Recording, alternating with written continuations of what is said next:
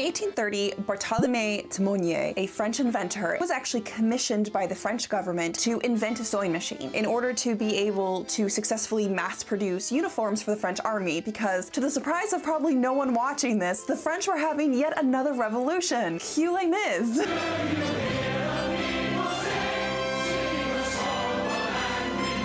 That one. Red, a world about to dawn. We love the French. They're always here for a good time. And Timonier was actually successful. He did invent a machine that would sew. It wasn't a lock stitch machine like what we are familiar with today. It actually created a chain stitch, and it honestly behaved more like an embroidery machine or something that would essentially do tambour work. And if you've ever seen tambour, it's kind of like this weird mix of like crochet and sewing and embroidery, and you use a hook and you pull it through the fabric. And so it seems that his machine mimicked that, which makes a lot of sense. And so the French government, manufactured them. They created, I think it was under 100, but about 80 machines, and they had them like stored in this warehouse, like ready to go, right? Well, the French being the French, and this is no shade to the French, word got out that there was a sewing machine invented, and 200 French tailors, being French, rioted. Are we surprised here? No, no one's surprised, because what do the French do better than anyone else? They picket, they riot, they have little grills now. It's a whole thing.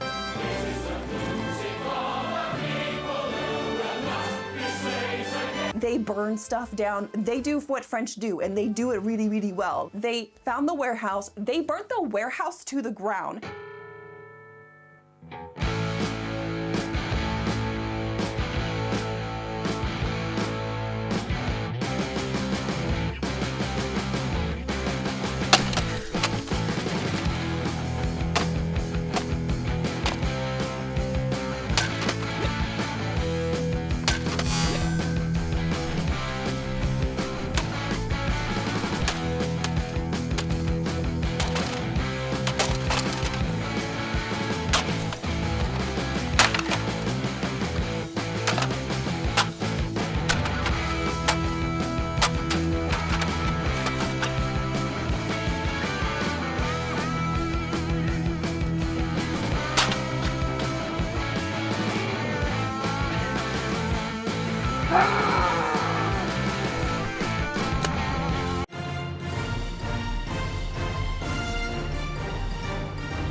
Timonier barely escaped with his life with one single sewing machine basically clutched in his arms like a baby. And the French government was like, oops. They stopped even pursuing trying to have a sewing machine made. Fair morrow, dear watchers. It is time for our brief sponsor break. The sponsor to this week's video is actually Native. I love Native's body wash. Like guys, it is just my favorite. I use it all the time. It is my preferred body wash. The smells are amazing. They just came out with some new scents that I am dying over. Okay, first off, sandalwood and shea butter. My personal favorite. Coastal oak and amber. I love amber. Oh, it's so good. Grapefruit and bergamot, so you can smell like tea and citrus, and it's amazing. It's really good. It's very refreshing. That grapefruit flavor. What I really love about Native's body washes is that they're sulfate-free, phthalate-free, dye-free, and paraben-free. They're also pH balanced, so that way it leaves your skin really happy and soft once you get out of the bath. It's amazing. The thing that I also just love about Native in general is that they're very clear about the ingredients that they use on their products, and they list them in very simple to understand English terms on the back. If you would like to give Native a try, whether it is their body washes, hand lotions, shampoos, deodorants, toothpaste, etc., if you go to the link in the description and use my code ABBYCOCK7, you will get 20% off your entire order on Native's website. This is a limited time deal, and it is good for the entire store, so go ahead and stock up while you can, guys. So a huge thank you to Native for sponsoring this video, and again, ABBYCOCK7 is the code you want to use. All right, let's get back to this very chaotic history of the sewing machines, shall we? Here, see here. My other mustache is on the ground. Now, I am going to say this. While I do feel for Timonier and I empathize with him because that must have been really scary when it happened, and ultimately he has a sad story because he ended up dying in the poorhouse. No one ever really bought his sewing machine from him. He struggled to get people to pay attention to him. Ultimately, I agree with the tailors who rioted in France, and this moral question of the sewing machine is actually a really important thread throughout the story of the sewing machine. The reason that the tailors rioted is because their livelihoods were at stake, and I think all of us can sort of empathize with that because of just how much AI and robotics and even ChatGPT has put a lot of things into question about human relevancy within the technological sphere, and the sewing machine was no different. People were scared of it, and scared of it being invented because of the threat that it posed to the clothing industries. And ultimately, when it was invented and it finally was successful, it did have a hugely negative impact on our clothing industries. And it ultimately took work out of marginalized and impoverished and mostly women's hands. And it forced folks into really unsafe working environments, because now we went from small localized clothing manufacturing where you would have a direct relationship with the person making your clothing to having clothing mass produced in large industrial cities in factories. And we are still dealing with those ramifications today. And so this moral quandary is actually why the first real inventor of the lock stitch, big air quotes there, American sewing machine didn't pursue it. Guy's name was Walter Hunt. He actually invented a sewing machine around 1834. It's a very different machine than Timonier's, and he figured it out. He's actually a really successful inventor. He went on to invent the safety pin, but he invented the sewing machine, and he was super proud of it. And he was like looking at his wife and his daughter, and he was like, "Look what I made." And his wife and daughter were like, like, "Dad, that's great. That might actually cause some problems." And once he thought about it and he realized what kind of negative impact this would have, he actually just chucked it, because he was so tore up essentially by the idea of what sort of negative economic and societal impact this could have, specifically on women and seamstresses. He didn't pursue a patent. He just took that machine and he chucked it up into his attic and never thought anything of it again. Until about 1853, when Isaac Singer comes knocking at his door, but we'll get into that part of the story in a moment. Now, I don't actually know what was in the water in Massachusetts at this time. Massachusetts, it's the 14th biggest state. But both Elias Howe and Walter Hunt are from Massachusetts. Just 4 hours from New York. Basically, Massachusetts is the home of the invention of the sewing machine, if you will. From what I understand about Howe, he was basically a machinist. He wasn't a clothing maker. He wasn't a tailor. He worked in a bunch of different capacities. It took him a couple of years, from what I can understand, and he basically was able to figure out this machine. And one of the fundamental issues with a sewing machine that took these inventors forever to finally figure out is how to get the thread to work. Because when you hand sew, your needle has the sharp end and the eye, right? Like, we all kind of know what a hand sewing needle looks like. And you use one piece of thread that is looped through the eye, and then you do a variety of stitches, because when you're hand sewing, you have a lot of ability to manipulate your stitches according to what you need. And so what they were trying to do is come up with a way to mechanize a hand sewing like technique, essentially a backstitch. And it wasn't until they finally realized that you had to put the eye of the needle at the sharp point instead of at the end that it all finally started to lock into place. Elias Howe was the one who really kind of started to put these things together. The summer of 1846, he has sort of perfected, enough. He perfected it enough, the sewing machine, that he starts putting it out there. He starts showing it. He does demonstrations February 14th, 1846. I've been examining a new machine for sewing, which has recently been invented and constructed by an ingenious mechanic of Cambridge. So far, I am informed on the subject. This is the first attempt to construct a machine of the kind, and it appears to me to be an eminently successful one, and the work is done in a most thorough and perfect manner. It sets 400 stitches a minute with perfect ease. The thread is less worn by this process than by hand sewing, and consequently retains more of its strength. So with all of this news and all of this buzz, Elias Howe goes ahead and he gets his entire machine patented on September 10th, 1846. All right, so hooray, Howe has invented his sewing machine, yay. And he gets it patented. he does this and there's all of this PR and all of this publicity and then like nothing happens. Going back to this whole issue of morality and whether or not the sewing machine is a good thing or not, there's a lot of pushback in the papers. Unsurprisingly to no one, the South was, as just a region, was generally more outspoken about the invention of the sewing machine than the North was. Also from June 1846. A late letter writer says that it attracted crowds of ladies who began to think that there would soon be no use for them. And such was the ingenuity of the Yankees. In view of the success of such an instrument, what is to become of the poor seamstresses? Here is a question we should think, calculated to make thoughtful persons protest against this kind of labor saving, which is pretty rich when you think about what they were doing in the South, just saying.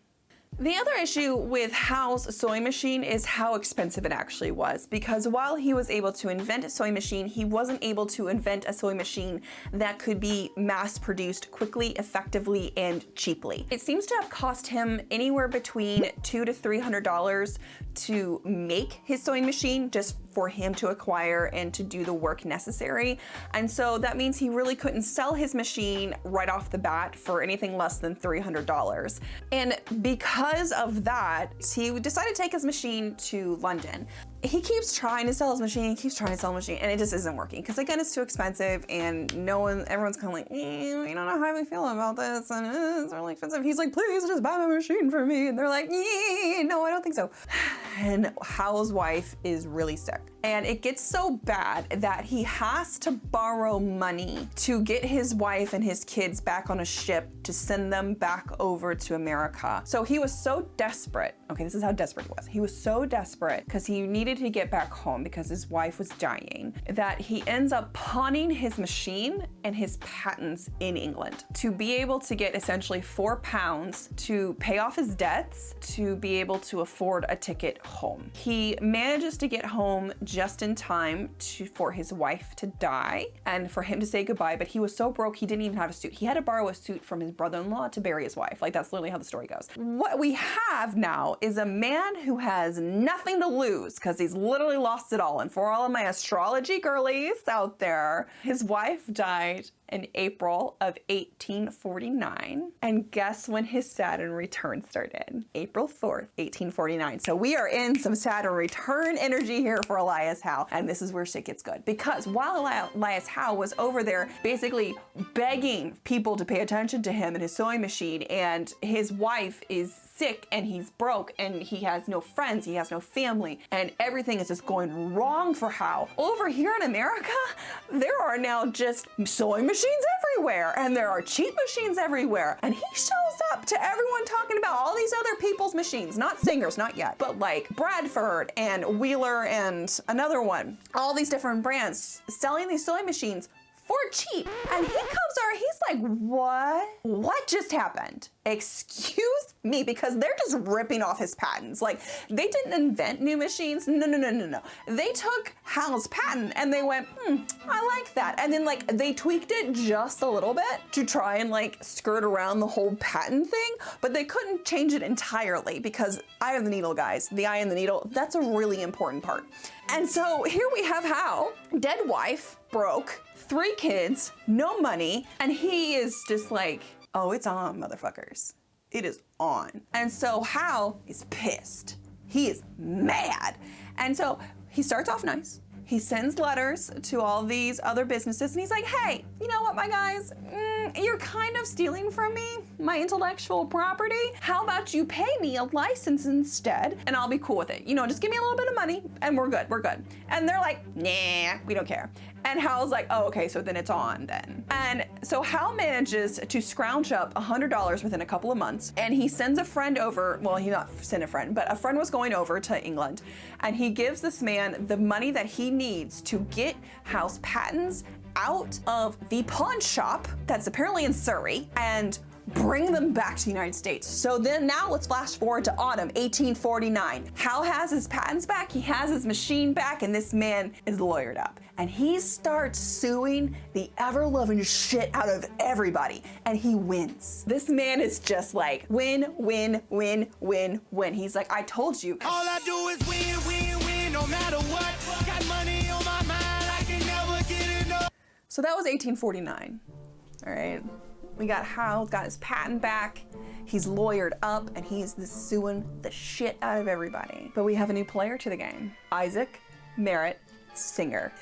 Yeah, from the Singer sewing machine. The guy who everyone assumes was the inventor of the sewing machine, even though he wasn't. Yeah, let's be honest, Singer is kind of crazy. Okay, like I'm not even gonna beat around the bush. This man, he kind of gives me Daniel Day-Lewis in Gangs of New York vibes. Like when I think of Singer, that's who I think of. Like in my mind, that is the embodiment of Isaac Singer. Corporate needs you to find the differences between this picture and this picture. They're the same picture.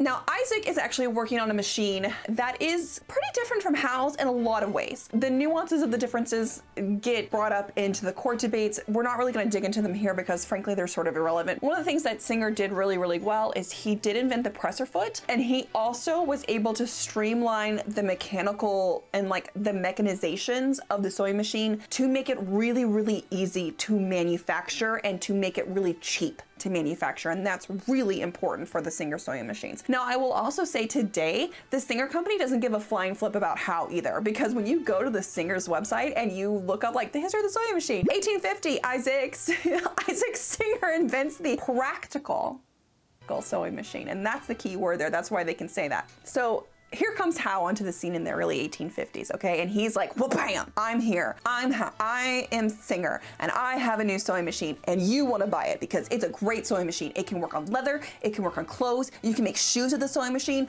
I'm awesome, buy my machine. This man really knew how to advertise. Okay, this is really important. And Hal is over here like all jacked up on endorphins and like money from like winning all these court cases, and he is just, you know, it's America, baby. We love to sue the shit out of people. And he is like, oh yeah. And he's like, I'm coming for you, Hal. And he's like, I'm coming for you, Singer. And Singer's like, fucking bring it, my guy. I don't care. I'm ready. I am ready. Try me. And Hal's like, all right, fine. And this didn't just happen in the courts, okay? Like they started, this is what I love about this whole story, is these two men were Regina Georging it in the newspapers. The nastiest skank bitch I've ever met.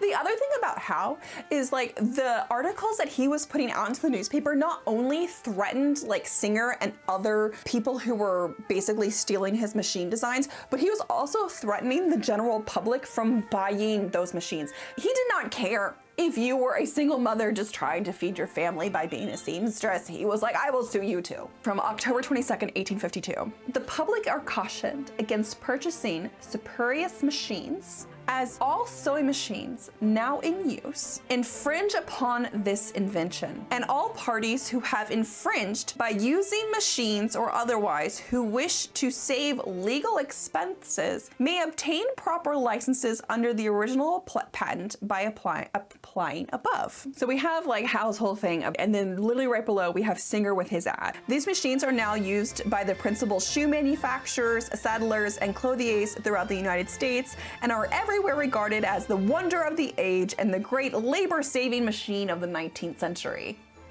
You Hal. I don't care what you say. Okay, so Singer and Hal are just ripping it up in the courts, all right? And it's going on forever. And Singer does realize that he did have to use aspects of Hal's sewing machine to create his own. And so the way that Singer now approaches this kind of conundrum is he gets word of Hunt. Do you remember Walter Hunt? You know, the guy with the moral compass and listened to his wife and daughter, and they were like, yeah, don't do that. Like, put that machine up in the attic. So like apparently one day, like Singer just shows up at Hunt's door and is like, knock, knock, knock, love the safety pin. I heard that you invented a sewing machine back in 1834. And Hunt's like, yeah, kinda. And he's like, where is that machine, my good man? I want to see that machine. He's like, oh, I don't know. I threw it up in my attic and I never really thought about it again. He's like, can you find it? Can you find that machine in your attic? He's like, well, I don't live in that house anymore. He's like, okay, but what if you could get into that house with that attic? Could you find that machine? And Hunt's like, oh, I don't know. And he's like, what if I made it really good for you? Money. And Hunt's like, I like money. And he was like, find me that machine. And so Hunt's like, okay, I guess I'm gonna go look for this machine. And so somehow they managed to find the parts, like these completely rusted out parts of this machine. And Hunt tries to put it back together. And that was Singer's case, was he was gonna take Hunt and he was gonna take Hunt's machine and he was gonna be like, haha, Howe did not invent the sewing machine, Hunt did. He's the one who deserves the patent, not Howe, even though Hunt didn't apply for the patent. So this is how Singer's approaching his case. He's like, okay, I'm gonna get Hunt in here and he's gonna prove that Howe wasn't actually the first person to come up with it, that Hunt was, blah, blah, blah. All the while though, they're still going after each other in the newspapers, and this is when it actually gets really messy. July 27th, 1853, New York Tribune. I have recently obtained, all caps, an injunction against Singer's machine, parentheses, so-called. It's like, burn, Howe. In which certified copy from the records of the United States courts may be seen at my office, and now have a suit pending against the two-needle machine, so-called, for infringing my original patent, and all persons making, selling, or using any of the sewing machines now known to the public without a license from me will be prosecuted to the fullest extent of the law. Remember that whole like Howe's also threatening everybody who buys a Singer sewing machine? Here we go, baby. He don't give a shit. Directly below Howe. We have Singer. Sewing machines. We perceive that Elias Howe Jr. is publishing the falsehood that he has obtained an injunction against Singer sewing machines. The fact is, there is not and never has been any suit between us and said Howe, except one which we commenced against him for alleging that we infringed upon his rights, which the suit is still pending. It is equally untrue that Howe has the original sewing machine. All who will call at our office can examine the original machine to sew with needle and shuttle made 12 years before Howe's machine was even heard of. It was the invention of Walter Hunt of New York, and so many persons in New York know this fact that it cannot be denied with decency. We also ever and stand ready to prove. Until after the invention of the sewing machine by I.M. Singer, Howe never made a machine which anyone would buy or could use.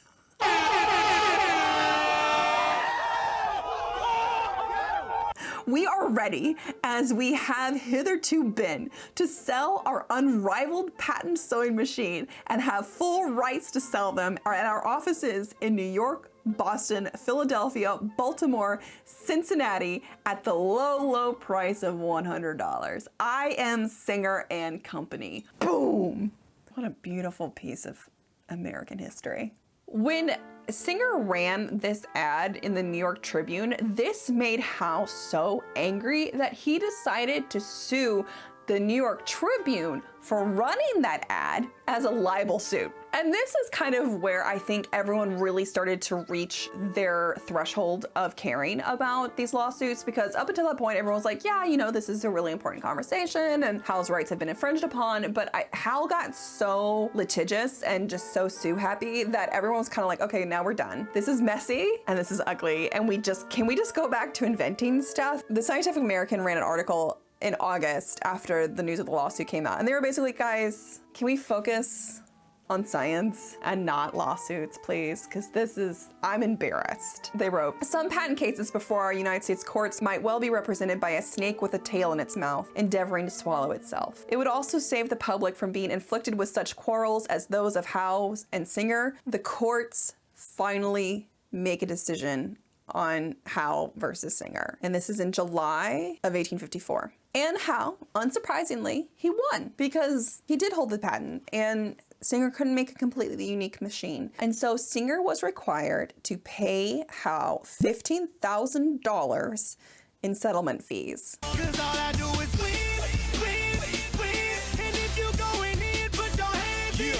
And then from then on to pay Howe an additional royalty of $25 per machine sold. And Singer wasn't the only one who did this, because once Howe settled all the suits with the other manufacturers of sewing machines, they all had to pay him royalty fees to use his patented inventions on their machines. Now, the amount of money Howe makes is kind of hard to fully nail down. I found an article actually in a newspaper from January 1860. They say this: the tribute paid to Mr. Howe is arranged upon what is termed a sliding scale, so that the fee for each machine diminishes in proportion as the number sold for the year increases. In 1853, Wheeler and Wilson paid a fee of about $13 for each machine sold, but in accordance with this scale, they now only have to pay $3 each. Supposing Mr. Howe to receive fees from each manufacturer at this lowest rate, the income from his patent for just the year of 1859 would be about $143,000. A comfortable salary.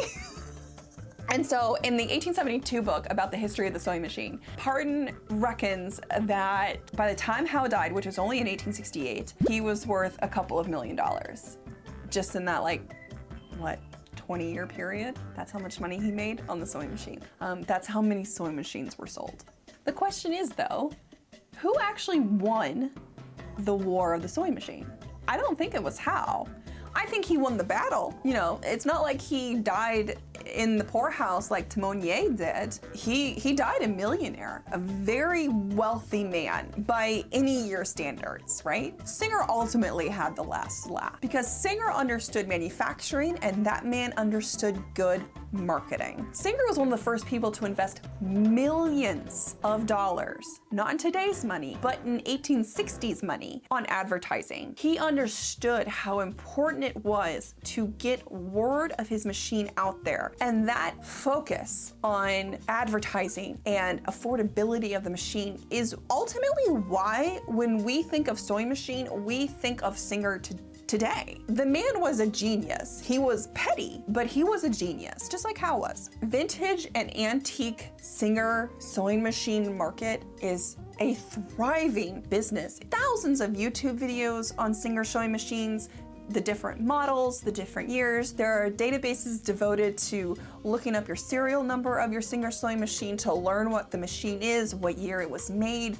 There's all of these conversations about what your decals look like, how to preserve your decals. All of the parts are still being manufactured so that way we can maintain our vintage and antique Singer sewing machines. Ultimately, Singer won. He won the battle, and that is why we still think of him as the inventor of the sewing machine. He wasn't. He was not even second in line. He was basically the last when you think about it in the American story, but he was the best at selling the machines. And therefore he won the ultimate battle, which is the battle of public opinion and marketing. And Howe, he's kind of been forgotten. Howe doesn't roll off the tongue when you talk about who invented the sewing machine. He might be someone that you talk about if you're someone who studies patent law, which makes sense because the sewing machine wars had a huge impact on American patent laws, like combining patents and going in on joint patents and patent pooling, and how we approach patents when it comes to inventions and technology. But Howe didn't ultimately win the battle of history. Singer did. I really had a good time with this one. I hope you all enjoyed it. If you did enjoy this video, please give it a thumbs up. And if you haven't subscribed to my channel already, please do so. We love to talk history, we love to talk fashion history, and we love to talk clothing and, you know, do a little gossiping. It's a good time.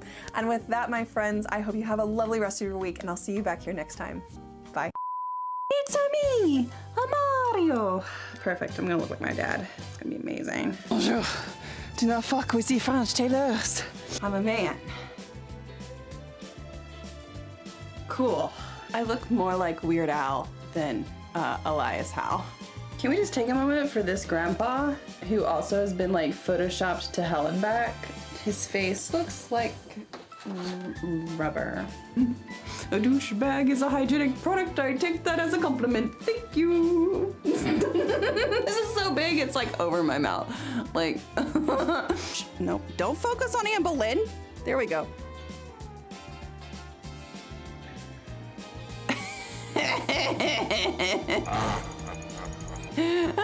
It's like, oh, it's 2010 all over again.